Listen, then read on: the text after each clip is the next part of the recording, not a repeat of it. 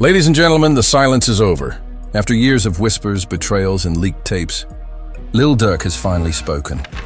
And these might be his final words about King Von. No interviews, no cameras, just a message so raw it feels like a goodbye carved in pain. The man who once shouted OTF for life just dropped a confession that sounds more like a funeral speech than loyalty. And here's where it gets dark. Insiders say these weren't lyrics. They were real words, sent in a private recording hours before his account vanished. He said things no one expected him to admit. Things that change everything we thought we knew about that night in Atlanta. So now the streets are asking, was this closure or guilt talking? Did Durk just free himself? Or did he bury the last piece of King Von's legacy with his own hands? Because when your final words echo louder than your music, the world doesn't just listen, it judges. And if what he said is true, then this isn't just another rapper story. This is the end of a brotherhood written in blood. The world had been waiting for this moment. Months of silence, cryptic posts, unfollows, and studio whispers. And suddenly, Lil Durk breaks it all with one message. A message fans called the final goodbye. It wasn't a song. It wasn't an interview. It was something darker. A voice recording leaked from deep inside his circle, where even loyalty doesn't live anymore. The clip started with a sigh, a quiet breath before confession, then Durk's voice, low, tired, and hollow. You ever love somebody so much you start hating yourself for it? That line hit like a bullet to every fan who still believed the story was over, because everyone knew who he meant, King Von. From that second, social media caught fire. The hashtag #Durk Final Words trended before the clip even finished. Fans froze the video at every millisecond, analyzing his tone, the tremble in his voice, the way he said, love somebody, like it was past tense. And that's when people realized this wasn't closure, this was a confession. For years, the streets painted Durk and Von as unbreakable, blood brothers forged through loss, loyalty, and war. But behind that brotherhood was a silence only insiders understood. One source, who claimed to be a former OTF affiliate, told a blog that things started shifting after Von's death. You could feel the distance, the source said. Durk wasn't the same. He stopped coming around certain people, stopped trusting anyone. Even his voice changed. That change showed in the music too. After Von died, Durk's lyrics turned from celebration to paranoia. No more victory lines, no more smiles in the booth. Every track felt like he was talking to someone who wasn't there anymore. And maybe he was, because that leaked audio, those so-called final words, sounded like he'd been talking to Von the entire time. The recording continued. They keep asking me why I don't speak. How do you talk about pain that doesn't have a name? Then silence. You could hear a chair creak, maybe a table tap, then another line. He ain't deserved that. But I ain't deserve what came after either. Fans paused right there, replayed it, debated it. Was he blaming himself? Admitting guilt? Or trying to make peace? Within an hour, the leak had over 1 million plays. YouTubers uploaded breakdowns. TikTokers posted theories. Redditors dissected the background noise. Some said you could hear faint echo like a studio room. Others swore it was recorded in a house. But the real shock wasn't the words. It was what came next. A woman's voice, calm, distant, whispering, "It's time to let it go." Nobody knows who she was. Some claimed it was India Royale. Others said it was Von's mother from an older recording. Conspiracy channels had a field day. One even synced the audio with an unreleased clip from Durk's upcoming project, claiming it matched perfectly with a lyric snippet. Voices in my head say, forgive, but my heart still loads the clip. The overlap sent chills through everyone. Meanwhile, inside Chicago, insiders whispered that this was bigger than an emotional leak. They said Durk's final words weren't just poetic, they were protective. A coded goodbye before walking away from something that had been haunting him for years. Some believed he recorded it as part of a private message to Von's family that got intercepted and leaked by someone inside his camp. And here's where things turned sinister. A blog posted what they called the second half of the audio, 30 seconds where Durk allegedly said, "I tried to make peace with ghosts that don't forgive." The clip cut there. But it was enough. That one sentence reignited the theory that Durk had been carrying knowledge about that night, something he'd never spoken about publicly. Fans flooded his last post with comments like, "He finally said it. You can hear the guilt. This man has been bleeding in silence." But not everyone was sympathetic. Some critics accused him of using Von's name to stay relevant. Others said it was manipulation, that Durk was weaponizing grief to rewrite history. The truth? Nobody knew, but everyone was listening. Then came the twist. A journalist from The Source claimed to have obtained transcripts from a private group chat between Durk's team and label reps. In the alleged messages, one exec wrote, "He wants this to be the last time his name and Von's are tied together publicly." That one line sent fans spiraling again. Was Durk saying goodbye to the friendship or trying to erase it entirely? Around the same time, a Chicago street blogger dropped a different theory, that Durk's final words were actually part of a documentary being produced behind the scenes. Something meant to control the narrative before any more leaks came out. The title, The Last OTF. Supposedly an emotional farewell project, documenting Durk's mental breakdown after Von's death and the growing pressure from both the streets and the feds. But if that was true, it didn't feel like PR. It felt too raw, too broken. This wasn't marketing, this was mourning. One part of the clip especially struck people hard, when Durk said, "I kept his name alive till it started killing mine." The internet stopped after that line. It sounded like the pain of a man realizing the price of loyalty. Meanwhile, blogs and podcasts started connecting this confession to the earlier leaks, the ones where Von's mother exposed messages allegedly showing Durk's awareness of that fatal night. Some claimed this was his way of indirectly responding to her without igniting another legal war. He wasn't defending himself. He was surrendering. Even mainstream outlets started covering it. TMZ called it a haunting self-eulogy, while Complex ran with the headline, "Lil Durk's final words sound like closure." But fans noticed something else, the timing. The recording surfaced exactly 1 year to the day after Von's birthday. Coincidence or message? People began to speculate that Durk planned the release, that maybe deep down he wanted this to leak, that maybe his silence had never been about hiding, it was about waiting for the right moment to end it all on his own terms. Back in Chicago, OTF insiders refused to comment. But a known associate tweeted, "Sometimes goodbye ain't weakness, it's freedom." The tweet got deleted an hour later, but screenshots already flooded the blogs. And as expected, Von's fanbase took it personally. They accused Durk of closing the book on a story that still had blood on its pages. And that's where the tension reached its peak. Because the streets don't forgive quiet exits. The same people who once shouted his lyrics now questioned his loyalty.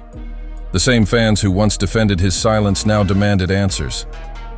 Everyone was waiting for a follow-up, a statement, a tweet, anything, but nothing came. Just one black post on Durk's story with 3 words. "It's already done." That's where part 1 leaves us, with the entire industry frozen, the fans divided, and one question burning through every comment section. What exactly did Lil Durk mean by done? A career move? A confession? Or a farewell that might turn into a disappearance? The post stayed up for exactly 12 minutes. Then it vanished. No caption, no explanation, just silence. But that's all it took. Within an hour, Lil Durk was the most searched name in America. Not for music, for mystery, because those 3 words, "It's already done," didn't sound like closure. They sounded like a warning. Blogs went insane.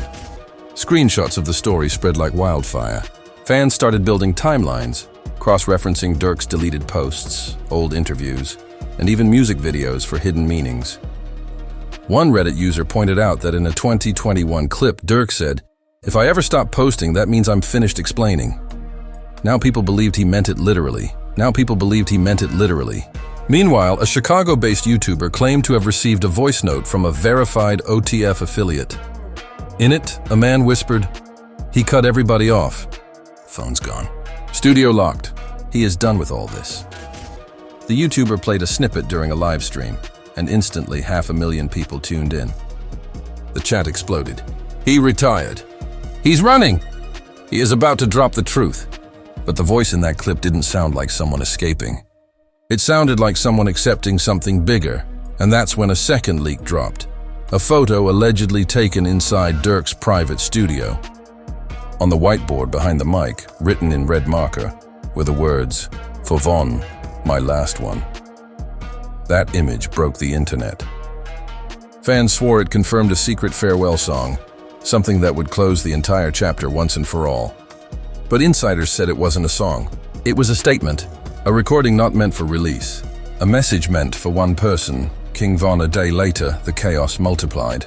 DJ Academics went live, claiming, "People close to Durk saying he ain't been right since them leaks. He writes like a man with ghosts in his head." Then he played a blurred clip of what he called unfinished vocals. You could hear Durk's voice in the background, tired, shaky, muttering, "You can't outrun karma when you build the road." That line alone triggered a digital earthquake. Fans flooded the comments. He confessing without confessing. He talking from guilt. That ain't rap, that's repentance. But one person's reaction was different. King Von's mother posted a story with a black screen and one word, "Finally." That single word reignited everything. The blogs went nuclear. Did she mean finally as in peace? Or finally as in exposure? Every gossip page reposted it with captions like, "The war just restarted," and "Mama Von ain't done yet." By evening, anonymous insiders claimed Durk's legal team was in damage control mode. They allegedly reached out to multiple outlets, asking them to take down the final words audio due to sensitive ongoing matters. Some complied. Most didn't, because you can't unhear what's already viral, and then came the part that nobody saw coming. A journalist from the Chicago Reader claimed the final words clip matched timestamps from a confidential audio log used in a previous FBI filing connected to O-Block surveillance. In simple terms, that leak wasn't just emotional. It was potentially evidence. That single rumor changed the entire tone online. Suddenly, it wasn't about emotion or brotherhood. It was about survival. If the feds had that same audio, Durk's final words might not be just goodbye to Von. It could be a coded message acknowledging things we're not supposed to hear. Meanwhile, back in Atlanta, neighbors started reporting strange activity near a mansion linked to Durk's team. Unmarked cars, unfamiliar faces, even a helicopter that hovered for 10 minutes before vanishing. Could have been a coincidence, but not in this story. Every rumor became true before sunrise. Then something eerie happened. A fan posted a screen recording showing Durk's Spotify page briefly changing its description to "one life, 2 losses, no second chances." Within minutes, it reverted back. Theories exploded. Was he teasing an unreleased project? Or leaving coded messages for fans who actually pay attention? But the most chilling twist came from a close source claiming there was a second recording, one that hadn't been released yet. According to this source, Durk recorded a message right after that final words audio. And in it, he allegedly said, "They gon' call it guilt, but I call it peace." That line became the centerpiece of every thumbnail, every conspiracy, every podcast headline. Because if that's real, then Durk's silence wasn't weakness, it was surrender. Overnight, the internet turned into an open courtroom. Everyone played judge. Fans defending him said he was misunderstood, that trauma doesn't make sense to outsiders. Others swore he was hiding behind poetic guilt. A rapper close to OTF even tweeted, "Sometimes a man gotta bury himself before they bury him." The tweet vanished an hour later. At the same time, Von's mother doubled down again. She gave a rare interview saying, "I ain't trying to ruin nobody. I'm just tired of hearing lies." She looked straight into the camera when she said it, and the clip went viral instantly. Her pain was raw, unfiltered, and powerful. But the interviewer asked the one question nobody dared to. Do you think Durk was involved? Her silence said everything. In response, Durk's camp finally made a move, a statement through his publicist reading. There will be no further commentary regarding speculative materials or unauthorized recordings. Translation, they weren't denying it. They just didn't want to talk about it. But by now, talking wasn't optional. The world had already decided what the story meant. Then, 2 nights later, something broke the internet again. A new snippet surfaced, grainy video footage of Durk sitting alone in a car, hood up, camera angled low. He looks straight at the lens and says, "I ain't perfect, but I ain't lying either." Fans swore it was recent, based on the car's license plate reflection and city lights in the back. Others said it was staged. But either way, the meaning was clear. He wasn't denying a thing. That's when everything shifted. Music platforms reported a massive spike in King Von's old songs. Took Her to the O, Crazy Story, How It Go, all climbing again. The people were reliving his story like they were searching for clues he left behind. For the first time in years, Von's name was louder than Durk's, and that irony wasn't lost on anyone.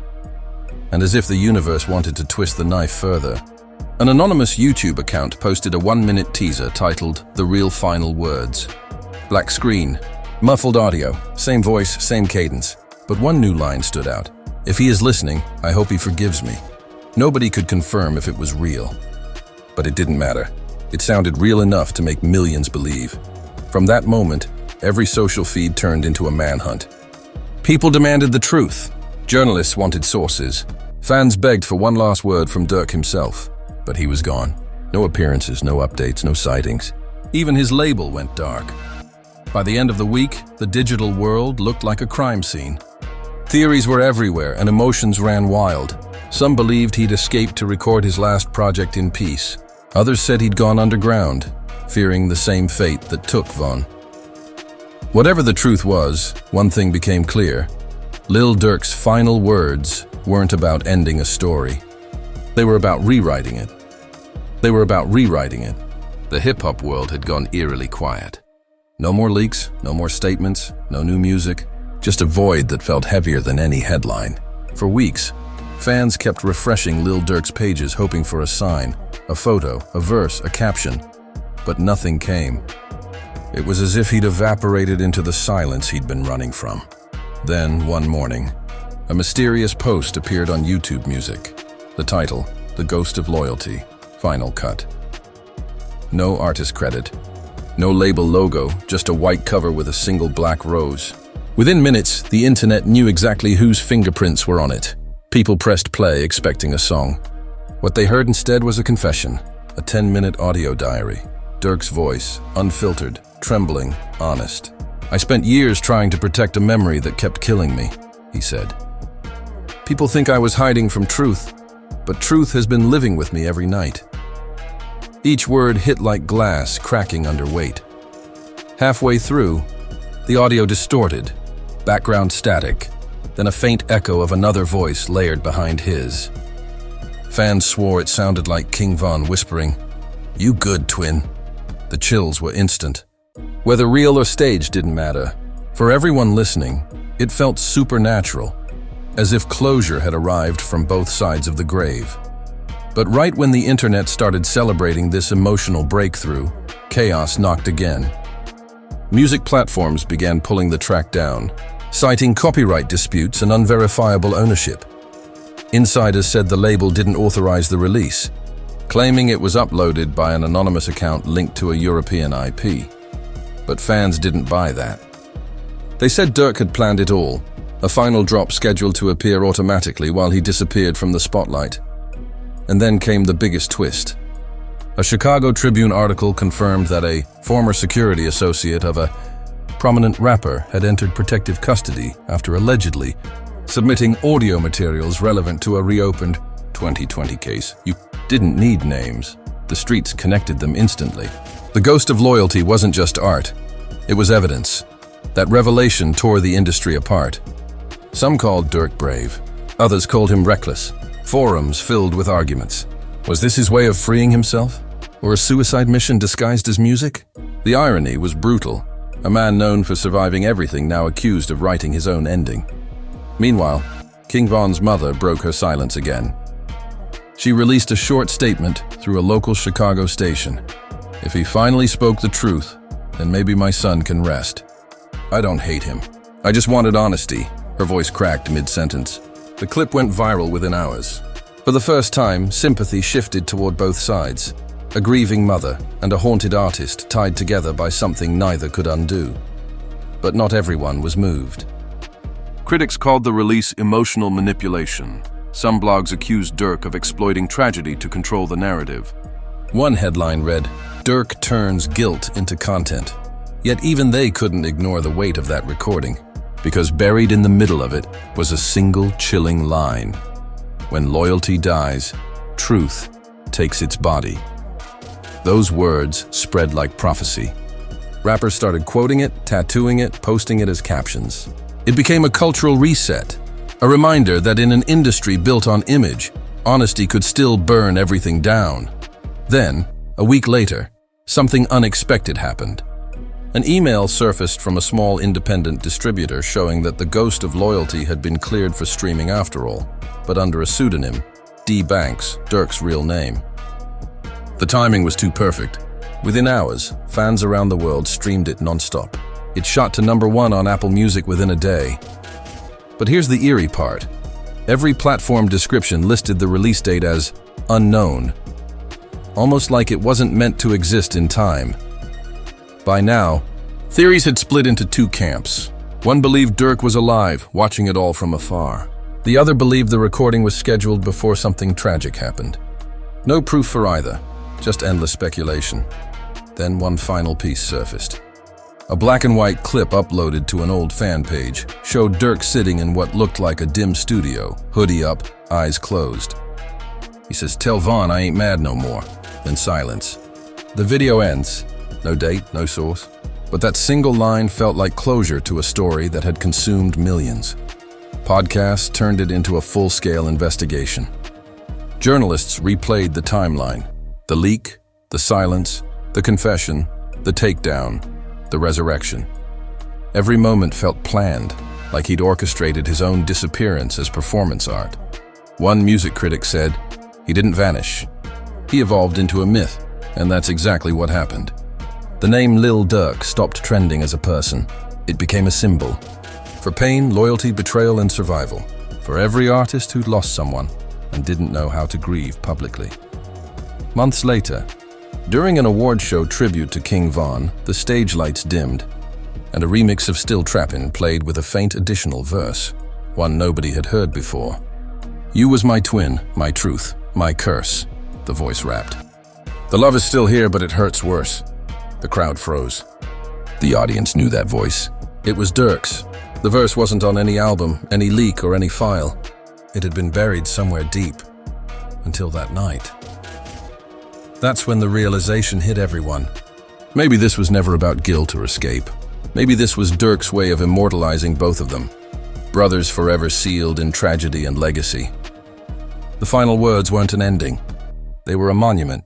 After that performance, fans reported seeing his old verified account briefly active again. A single story. Black background, white letters. "Long live the real," then gone forever. And just like that, the story looped back to where it started. Silence. But this time it didn't feel empty. It felt complete. The industry moved on, but the myth didn't. Every few months, a new leak surfaces, an old verse, a snippet, a note, and every time, fans hear something deeper, something truer. It's like Durk left breadcrumbs for eternity, a legacy wrapped in mystery.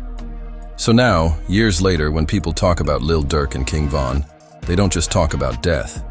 They talk about brotherhood, betrayal, redemption, and that haunting line that still echoes through the culture. When loyalty dies, truth takes its body. That's the end of the chapter. But not the story, because stories like this never really end. They live in whispers, in playlists, in headlines, in hearts that still beat to the sound of what could have been, and somewhere, maybe in some quiet studio no one knows about, Durk probably presses play on his own song, nods once, and lets the ghosts rest. Because for the first time in years, the silence finally feels like peace. And that, right there, is where the story leaves us. No answers, no interviews, no closure. Just two names that changed hip-hop forever, Lil Durk and King Von. The world's still arguing, the blogs still guessing, and the fans are still searching for meaning in every line. Every leak, every shadow that looks like a clue. But maybe that's the point. Maybe some truths aren't meant to be explained, just felt. So now I want to hear from you. Do you think Durk's final words were a confession or a goodbye? Was he haunted by guilt or finally set free by honesty? Did King Von's story really end? Or did this last message just begin a whole new chapter in the legend of O Block? Drop your thoughts below. No filters, no fake takes. Hit that like button if you believe loyalty still means something. And share this with someone who's been following this story since day one.